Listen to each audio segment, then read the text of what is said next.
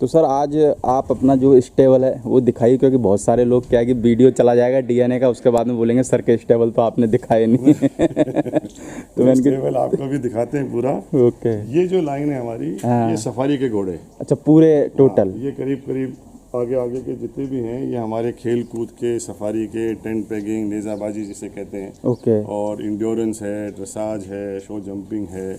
हमारे पास ज़्यादा करके इंड्योरेंस और टेंट पेगिंग के घोड़े। ओके।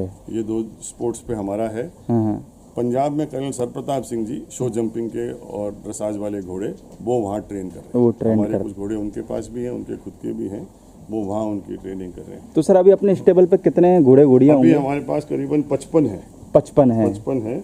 और स्टैलियंस हमारे पास करीबन अभी 11-12 है। 11-12 स्टैलियंस हमारे पास जो है वो ये हैं। ओके। और अभी अनफॉर्चुनेटली ये जो गर्मी चली और ये कोरोना वाला सा मामला हुआ तो हमारी सारी ट्रेनिंग सब रुक गई, फेल हो गई होगी। तो इस वक्त हमारे घोड़ों की कंडीशन थोड़ी डाउन है। अभी 1 तारीख से जब ये मौसम चेंज होगा तब हम इनकी फीड बढ़ाएंगे और इनकी ट्रेनिंग वापस चालू करेंगे, वापस से पूरा सेट करोगे। पूरा इनके रनिंग वगैरह ट्रेनिंग हम शुरू करेंगे, क्योंकि बिना एक्सरसाइज के अगर हम इन घोड़ों को जो हमारी रेगुलर फीड है वो दे दें तो घोड़ा हमारा भैंसा बन जाएगा और कॉलिक की भी प्रॉब्लम हो सकती है। कॉलिक की प्रॉब्लम होगी। ओके। अब ये जो रिंग में डालने वाले घोड़े हैं उनको लोग 1-2 घोड़े रख रहे हैं, 4 रख रहे हैं, जो भी है उनको वो मेंटेन करते हैं, रखते हैं, वो रिंग के हिसाब से उनको करते हैं। हमारा वो काम अभी इन घोड़ों का नहीं है। ओके। वो अलग है हमारे घोड़े, वो इनका नहीं है।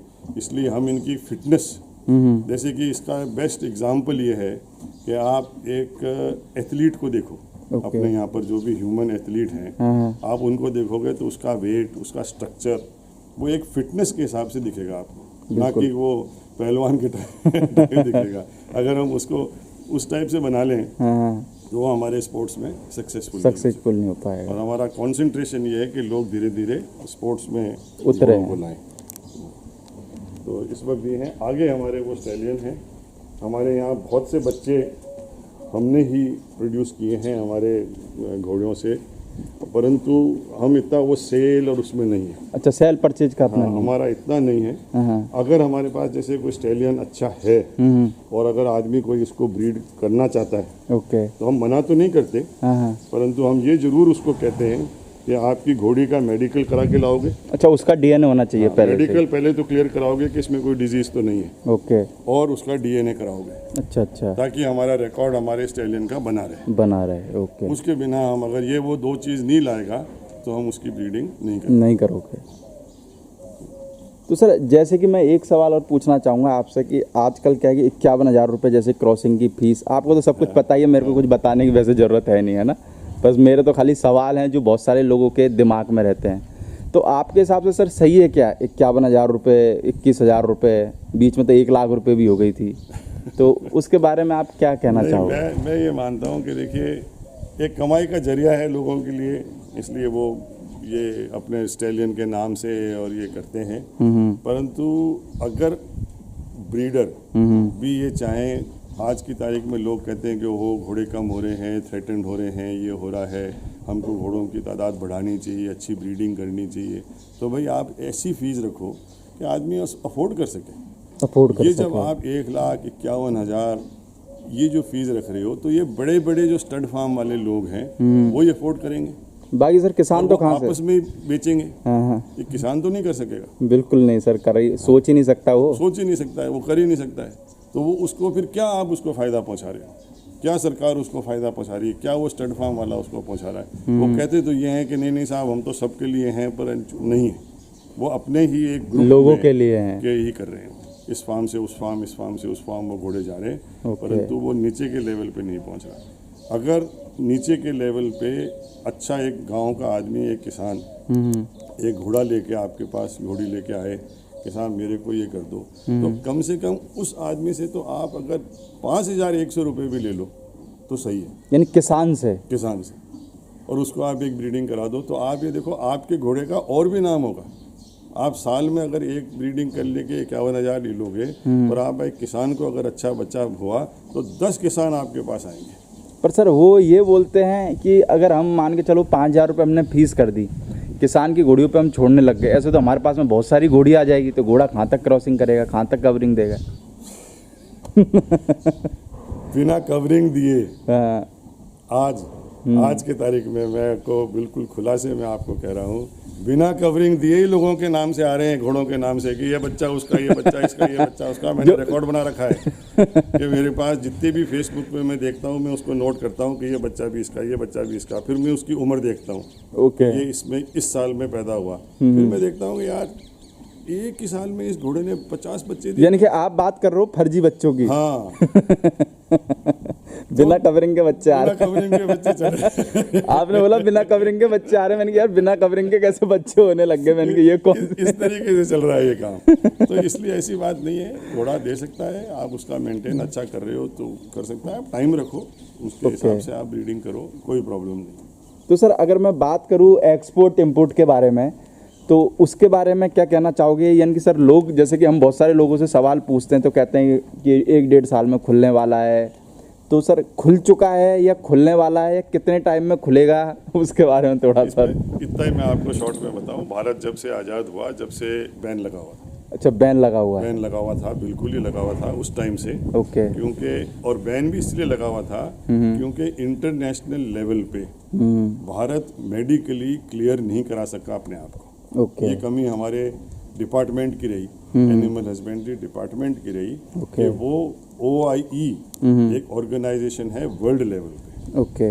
आपको अपने medical clearance, disease free clearance आपको उस संस्था से लेनी पड़ती है। ओके। उसके लिए आपको बहुत सारा मटेरियल, पेपर वर्क बहुत करके रिपोर्ट भेजनी पड़ती है। ओके। फिर उनका एक डेलीगेशन आके वो इंडिया में देखता है। 2 बार इंडिया में वो डेलीगेशन आया और 2 बार इंडिया को फेल कर गया। अच्छा, फेल ही कर गया? 2 बार वो फेल कर गया। यूरोपियन यूनियन से भी आया, वो भी फेल कर गया, वो भी आया। तो उसकी वजह से ये बैन लगा हुआ था। ओके। क्योंकि कहीं घोड़ा जा ही नहीं सकता था, तो इन्होंने उसका एक शॉर्टकट ये देखा कि अपन इस बैन को ही कर दो ना, ताकि अपन उस झंझट में नहीं पड़े।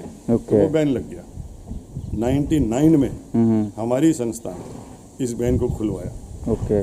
और खुलवाने के बाद हमने ये कहा कि ठीक है, पूरा भारतवर्ष क्लियर नहीं हो सकता मेडिकली, एक एरिया हो सकती है, हमारा घोड़ा क्लियर हो सकता है। ओके। अगर हम घोड़ा अमेरिका भेज रहे हैं और अमेरिका हमें कहती है कि आपको ये 50 टेस्ट करने पड़ेंगे, ओके। अगर इन 50 टेस्ट में आपका घोड़ा क्लियर हो गया तो आप अमेरिका ला सकते हैं। ओके। तो उस हिसाब से फिर हमने उस बैन को खुलवाया और हमने 6 घोड़े, सबसे पहले फ्रांसिस्का केली को हमने वहाँ अमेरिका वो ले गई, ओके। मारवाड़ी घोड़े। उसके बाद हमने और भी कंट्रीज में घोड़े भेजे और इस तरीके से एक्सपोर्ट खुल गया। ओके। परंतु बाद में क्या हुआ कि सोसाइटियों के आपस में, सोसाइटियों के झगड़े में? ये सोसाइटियों के झगड़े से ये बैन वापस लगा। ओके। झगड़ा भी इस प्रकार से हुआ कि भाई ये कैसे कर रहे हैं, हम नहीं कर पा रहे, हमारा होना चाहिए, ये होना चाहिए। एक तो ये चक्कर चला। दूसरा ये चला कि सोसाइटी जो नई नई बनी, उन लोगों ने ये आइडिया गवर्नमेंट को दी कि ये घोड़ा तो लुप्त होने के कगार पे है, थ्रेटेंड होने के कगार पे है। ओके। ये घोड़े अगर बाहर चले जाएंगे तो ये सारी ब्रीड खत्म हो जाएगी, इसलिए हमको ग्रांट दी जाए। अच्छा। और ग्रांट दी सरकार ने, जोधपुर में एक संस्था को ग्रांट दी। ओके। उन्होंने घोड़े पाले, उन्होंने रखे, उसके खिलाफ भी लोग हो गए। अच्छा। कि तूने ग्रांट कैसे ले ली। ओके। और उसको बेचारे को इतना परेशान किया उस आदमी को कि अल्टीमेटली उसने सारा काम, अपना धंधा बंद कर दिया। और सरकार ने भी फिर उस मामले को बंद कर दिया, क्योंकि इतनी RTI लगी, इतना उसके ऊपर इंक्वायरी हुई, पुलिस केस हुए, तो सरकार ने कहा कि ये काम का नहीं है। उस चक्कर में ये NOC देना एनिमल हस्बेंड्री ने बंद कर दिया। इसमें आपको समझने की बात है, 2 मिनिस्ट्री हैं। ओके। एक है मिनिस्ट्री कॉमर्स और एक है animal husbandry. Okay. Ministry commerce में कभी भी बैन खुलने के बाद वापस बैन नहीं लगा। अच्छा। आज तक नहीं लगा। अभी भी खुला है? अभी भी खुला है उनके उसमें। अब वो इसलिए खुला है कि वो उनका जो सिस्टम बना 99 में, वो ये बना कि आप लाइसेंस ले लीजिए। ओके। लाइसेंस लेने की प्रक्रिया है, आप उस फॉर्म को भरें, उसमें डिटेल भरें, आपको लाइसेंस के लिए अप्लाई करना, उसकी फीस सरकार में जमा कराइए, लाइसेंस लीजिए। ओके। लाइसेंस लेने से पहले वो फाइल जहाँ आप कॉमर्स में देते हो मिनिस्ट्री में, वो फाइल एनिमल हस्बेंड्री जाती है। ओके। एनिमल हस्बेंड्री उसको एग्जामिन करती है। ओके। देखती है क्या है क्या नहीं है, मेडिकली सब चीज़ सही है कि नहीं, और वहाँ से एक NOC देते हैं। उनका काम सिर्फ NOC देना है। ओके। और वो NOC अगर लग जाती है तो आपका लाइसेंस मिल जाता है। अब जब ये झगड़ा चला तो एनिमल हस्बेंड्री डिपार्टमेंट ने देखा इस झगड़े को अपन को दूर रहने के बजाय अपना तो एक ही काम है, इससे दूर रहो, इसलिए एनओसी देना बंद कर दिया। ओके, एनओसी देना उन्होंने बंद कर दिया। अच्छा। अब एनओसी देना जब बंद कर दिया तो वो बैन लग गया। जब एनओसी नहीं मिलेगी तो बैन आपको लाइसेंस तो अपने आप ही लग जाएगा। अपने आप लग गया। इसलिए मैं तो हमेशा सरकार को ये कहता हूँ या लोगों को ये कहता हूँ कि ये अनऑफिशियल बैन है। ओके, ये बैन नहीं लगा, परंतु आप एनओसी नहीं दे रहे इसलिए ये बैन लग गया। बाकी का खुला हुआ है बैन। बाकी ठीक है, आप अप्लाई करो। अगर ये एनओसी दे देते हैं हाँ, तो कभी भी एक्सपोर्ट हो जाता, परंतु अब उस एनओसी के लिए हमें 8 साल हो गए, 10 साल हो गए।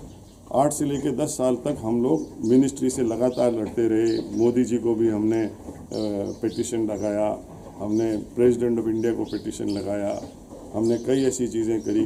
अल्टीमेटली ये बात ज़रूर है, क्योंकि जब से मोदी जी प्राइम मिनिस्टर बने उनको काठियावाड़ी घोड़ों के बारे में मालूम है। अच्छा, मोदी जी को मालूम है। वो जाते हैं, वो गए हैं एज अ मुख्यमंत्री। जब वो गुजरात में रहे तो उन्होंने कई काठियावाड़ी हॉर्स शोज अटेंड किए। ओके, कई काठियावाड़ी घोड़ों के साथ उनकी फोटो ही मिलेंगी आपको, और उनको सारी जानकारी उस ब्रीड के बारे में थी। ओके, तो उन्होंने ये सवाल एक्सेप्ट किया कि अच्छा, भाई ये किस बात का बैन है, ये क्या मामला है। इसके लिए पूरी उन्होंने वहाँ से भी चिट्ठी हमारी पिटीशन को एनिमल हस्बेंड्री को भेजी कि इस पे आप पूरी पीएमओ ऑफिस को रिपोर्ट दीजिए। ओके, और उसकी वजह से ये मीटिंगें चालू हुई। कम से कम 2 साल तक ये मीटिंगें चलती रही। अच्छा, ये इसके एक्सपोर्ट इंपोर्ट को लेकर बस कि साहब ये एनओसी दे दो, एनओसी दे दो। अब जाके सितंबर का महीना 2019 में जो फाइनल मीटिंग हुई, जिसमें हम कई सोसाइटियों के मेंबर गए, डायरेक्टर्स मौजूद थे, सारे डॉक्टर, एनआरसी, एनबीजीआर सब लोग मौजूद थे। वहाँ सरकार ने इस बात को कहा कि हम एनओसी दे देंगे। अच्छा, हम अब एनओसी नहीं रोकेंगे आपकी। तो बैन ऑटोमेटिकली खुल गया। यानी कि अगर एनिमल डिपार्टमेंट एनओसी दे रहा है तो इसका मतलब खुला हुआ है। बस खुल गया, बस खुल गया वापस। अब एनओसी मिल गई तो खुल ही गया ना। अब जिसको भेजना है वो भेज वो सकता है भेज बाहर। सकता है, वो अपना प्रोसीजर फॉलो करे, ओके, मिनिस्ट्री का फॉलो करे, एनिमल हस्बेंड्री का, कॉमर्स का, वो सारा सिस्टम फॉलो करे, सारा मेडिकल प्रोटोकॉल फॉलो करे। जिस देश में वो घोड़ा जाना चाह रहा है, भेजना चाह रहा है, उस देश की मेडिकल रिक्वायरमेंट क्या है, ओके, वो वहाँ से मंगाए। उसको देखे कि ये 50 टेस्ट हैं, 20 टेस्ट हैं, 10 टेस्ट हैं, वो सब क्लियर हैं उसके, वो क्लियर करवाए, एनआरसी से जाके क्लियर करवाए, जहाँ गवर्नमेंट की ऑथराइज्ड एजेंसी है, अपना लाइसेंस ले और घोड़े को भेजे। ये है, यानी बैन खुला हुआ है, कोई बंद नहीं खुला है। अभी कोई ऐसी दिक्कत नहीं है, परंतु ये कोरोना के वजह से ये 4-5 महीने जो हमारे अभी निकले हैं, इसमें हम कोई भी एप्लीकेशन नहीं दे सके। ओके, क्योंकि इसमें घोड़े का मूवमेंट जहाँ जाएगा, क्वारंटीन होगा घोड़ा, कई चीज़ें हैं, तो वो इसके वजह से ये थोड़ा रुक गया। जैसे ही अभी थोड़ा मूवमेंट क्लियर होगा तो हमारे पास 2-3 एप्लीकेशन पेंडिंग पड़े हैं। अच्छा, बाहर जाने के लिए तो एक इंग्लैंड का है, एक अमेरिका का है, एक फ्रांस जर्मनी का है, तो हम वो एप्लीकेशन डालेंगे। ओके, हम वो एप्लीकेशन, तो इसलिए प्रैक्टिकली आज की तारीख में खुला है। ओके।